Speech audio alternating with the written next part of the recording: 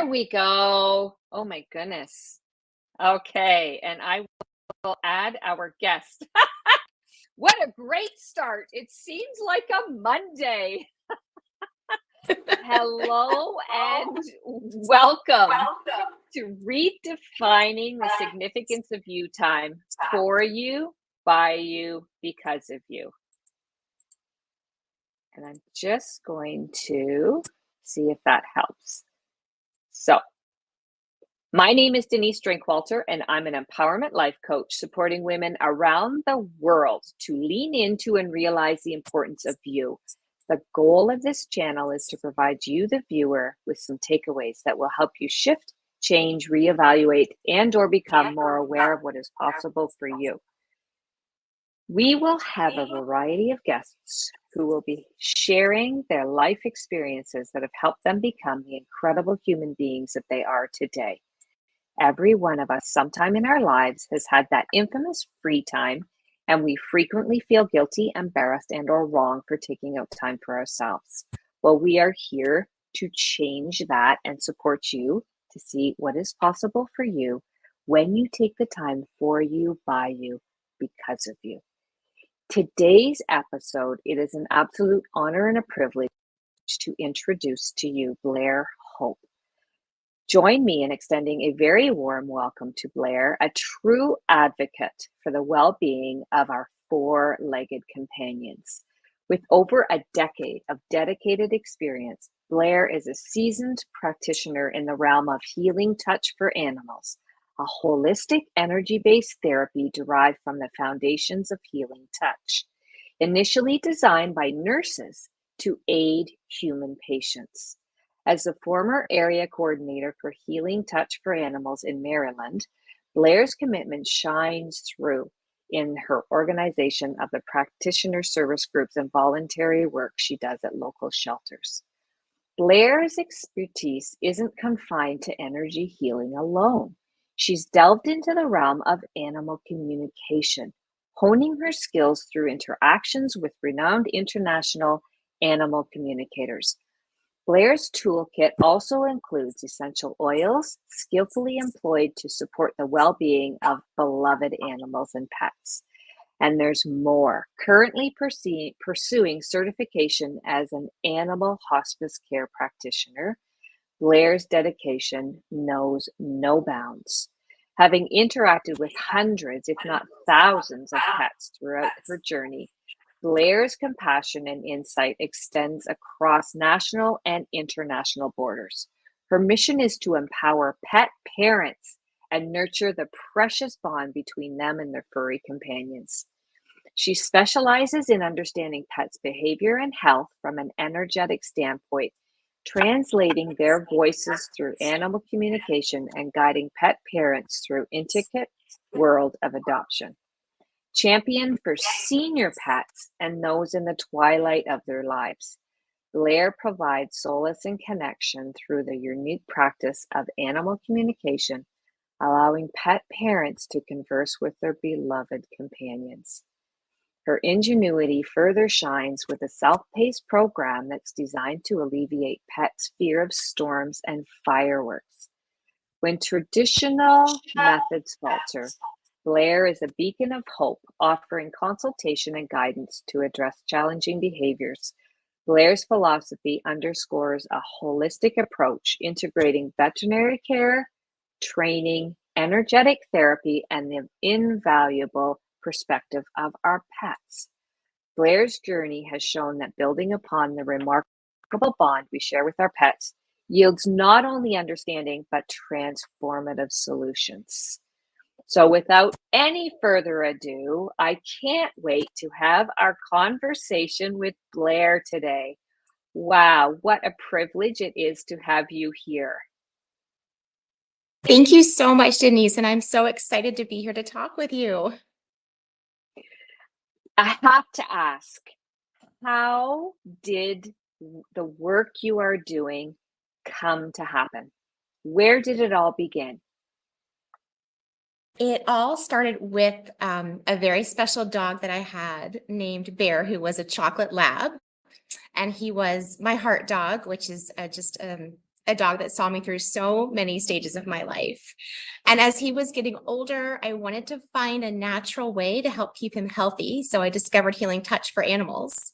And he actually ended up going to classes with me. And through Bear, I ended up helping pets, all kinds of pets, friends' pets, shelter pets originally, and now expanding to pets across the country and even in other countries. So somebody who's listening and isn't near you, if you're in, let's say, the US and they're in Canada or they're in the UK, can you still assist pet parents in a variety of aspects through, I'm assuming, internet? Is that possible? Yes, actually, it's completely amazing because energy is not limited by time or space. Healing touch for animals actually includes in the training for their practitioners how to do distance sessions. So I work with a surrogate, which is either a stuffed animal or my own pet, or sometimes even myself, and do the energy work and techniques on myself with the intention that I am actually assessing and working on your pet's energy across the country or in another country. In fact, I would say over 90% of my practice has been, and it continues to be, distance sessions where I have the person on the phone, but I'm connected to the pet energetically and therefore affecting their energy and helping their energy to balance and repair and communicating with them that way. Amazing. So when you do your work, what types of people connect with you and say, help? What are some things that if the audience is like, well, I don't know, would I benefit from reaching out to Blair and saying, help me out here? What types of things do you find that people connect you and ask for help? Other than, and we'll get into that part next, where the work you're starting to move into around the hospice part. But for now, let's talk about, what do you do? Do you help general folks with general issues that they can't seem to resolve, say with a vet, or recurring issues that continue to happen, that kind of thing? Yeah, often, there's a lot of pet moms out there that just want to understand their pets, or especially if they've adopted a pet from a rescue or a shelter, and they want to understand their past and they have questions or they're curious. But a lot of people also come to me because their pet is having some challenging or behavior that's stressful for the pet and the family, and they don't understand and they don't know how to help them, or they have a health condition and they don't know how to help their pet and they want to make sure they're doing the best they can. And often they may have ruled out a medical issue for behavior. They may be working with a trainer and it's been effective to a point, but there's still something else going on. And that often is when I get called. And I would say a lot of the people that I help don't have any really past experience or any knowledge of energy or animal communication. So it's something very new. But this is when we often open up to different things, right? When we don't know what else to do and we know that we need to find a solution. Do you find then the people that connect with you have that, and I'm going to call it an intuition, feeling, experience, that there's something more that is available? They've just got that mom knowing. Was that possible? Yeah, absolutely. That definitely happens. And a lot of times what comes up is not a shock or a huge surprise for the person. It often confirms, like, well, I kind of wondered, or I kind of suspected, or I just kind of felt like maybe something was going on with this. And so, okay, now I understand, and now I can figure out and we can help them. Right? A solution Yes. based on what the communication is that the animal and you have through the work that you do, right? Right.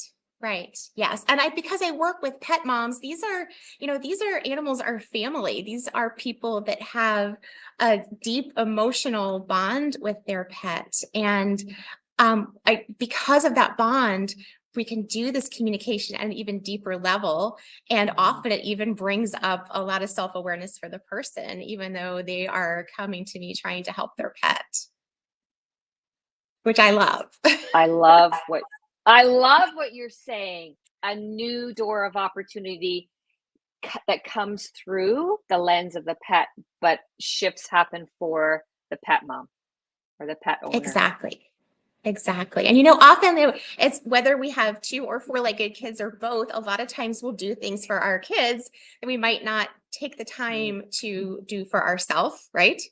And so I love it because it becomes an opportunity for the person, the mom, to have some self-awareness, and it becomes an opportunity to work often in partnership with their fur baby, with their pet, and support each other, and they both grow. Wow, that is very, very powerful. So if you're listening or if you're watching the replay and you have an incredible four-legged companion that you absolutely adore, and there's something that may be off and you are curious because things are not panning out or it keeps cropping up, I'm going to say, and you can't seem to make changes around it, this is time to actually start to consider talking to Blair, right? And see how she can support you in helping to understand a greater awareness. And I absolutely love what you're saying, because it's very common in my practice as well, where moms, we put ourselves on the bottom of the list or don't even kind of make it to the list, pretend that we're going to make it to that list of, yeah, I'll look after myself, but everybody else is important here. And I love what you're saying, that there really can be a connection, because when the individual changes, their, what I call their sphere of influence, can change around them too. So the dog might be giving you some, or the cat, or the gerbil. I don't know, what types of animals do you work with? Give us an idea of All that. Yeah, all types, mostly cats, dogs, and horses, but absolutely, I've worked with a variety of animals, and any animal, if you have a bond with an animal of any type, it will work. Yeah. Beautiful, beautiful. In the work that you do, is there one thing that really moves you to continue to keep doing the work that you do, Blair? Oh gosh, I think there's 2 big things that kind of come to mind, so many, but Yeah. the first is that animals are so amazing at giving unconditional love and at receiving love. And sometimes we as people need help with the receiving part and the giving part. Um, and they're also so incredibly resilient. I work with so many animals that have been through, they've had a past that's been really challenging or sometimes actually traumatizing, but they have, their hearts are still open. And it's just, I'm in awe every time when I work with an animal and they want to change and they want to do well and they want to trust and they keep their hearts open and they have such wisdom to share with us. If we could just be a little bit like our animals, it would be amazing. Mm. Is there a story or two that you could share? You don't know names or anything, but an experience that you've had that you think, this is really important. I need people to understand the power of the opportunity of this work. Oh gosh, yes, there are so many. I just worked with a cat yesterday who is having some health problems and they're getting her into the vet. But one of the things that happens with our animals that we're bonded with is sometimes they take on our stuff. And sometimes that's their role, but sometimes they're trying to help and it's not good for them. And I was working with this animal and she asked her person, please, please accept help. You have so much help around you, both in human form and, spiritual help. She said, I can't do this by myself. And the person had just gotten the same message from their healer that they were working with for themselves. And I love it when so often a message comes through our pets that is something that we've either kind of known, but maybe weren't sure we're ready to talk about, or we hear it from other sources.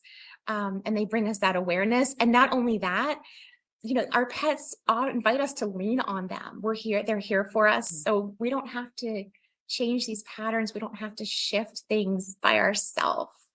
We have their unconditional love and often their grounded, present, energetic self to support us, to help us feel calm and confident too.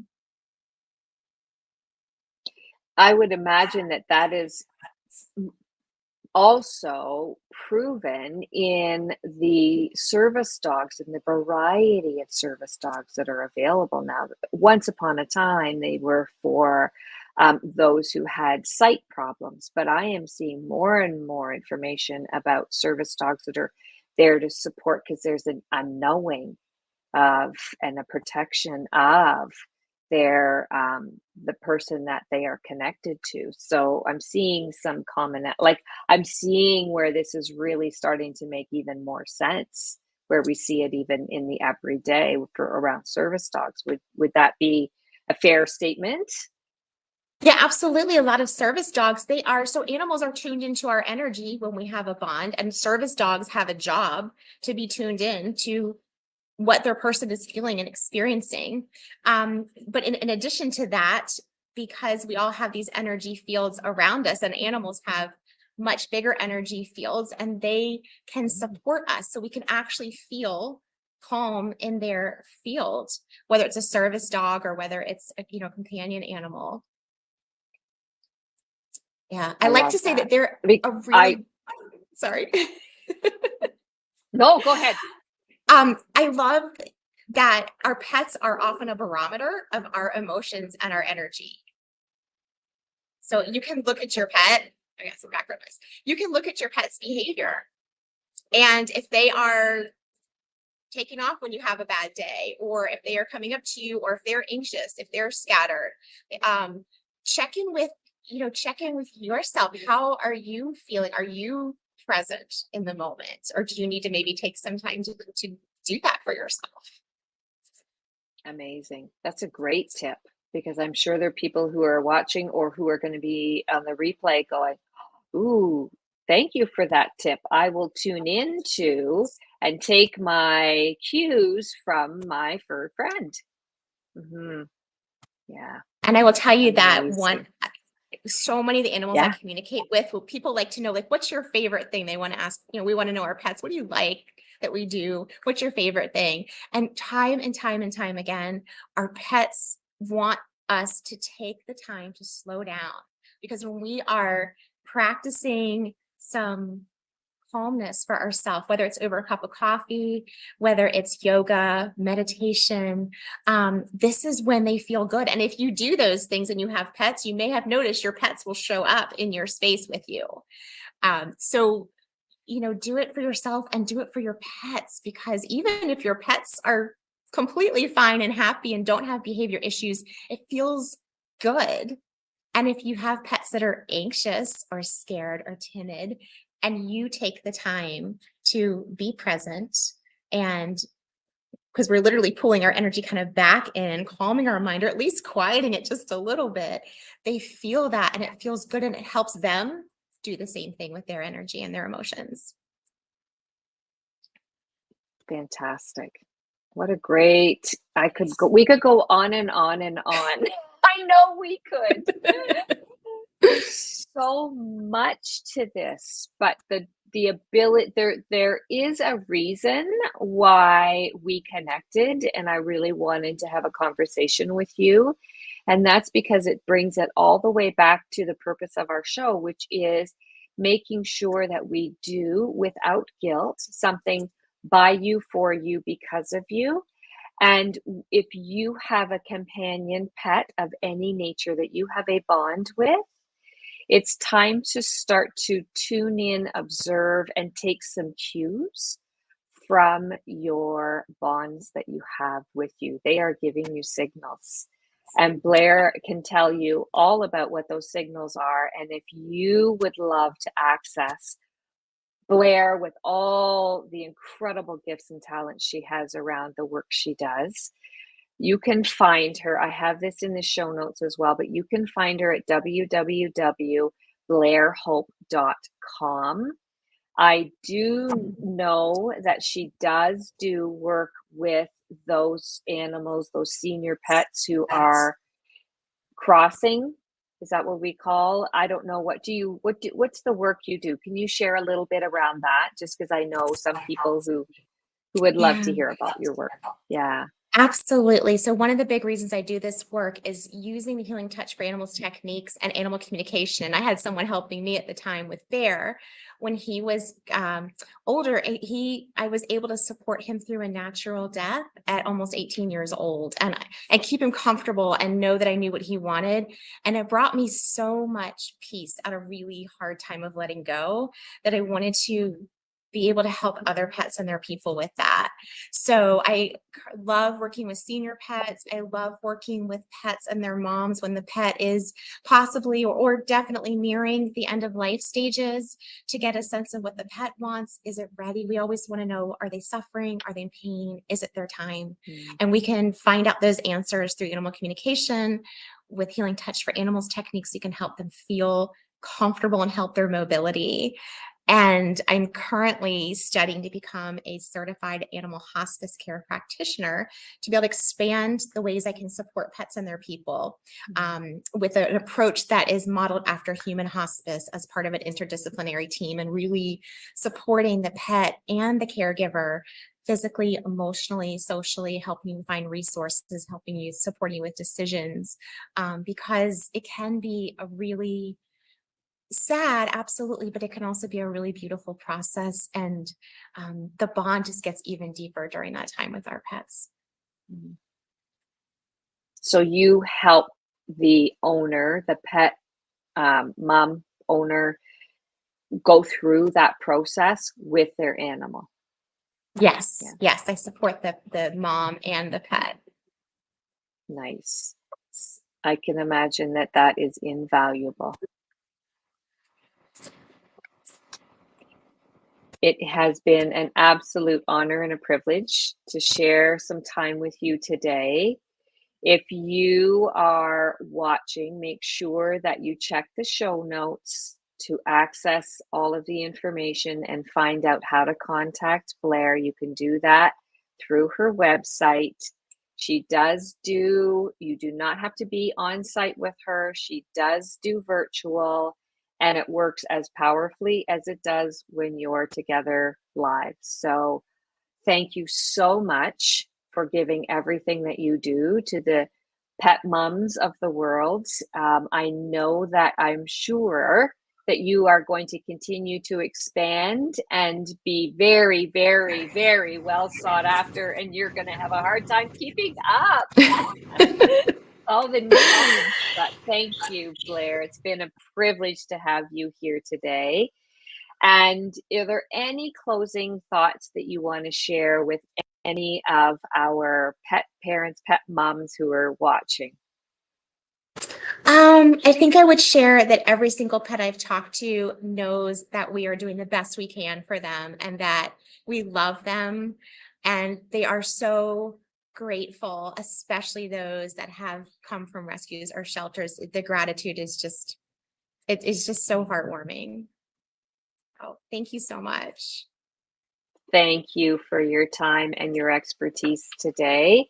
If you have not yet subscribed to my YouTube channel, I encourage you to do so, because every week we have a different guest and we have such incredible conversations, and there are nuggets in every conversation I have. I hope you have a wonderful day, and thank you for joining us on today's conversation. Bye, everyone.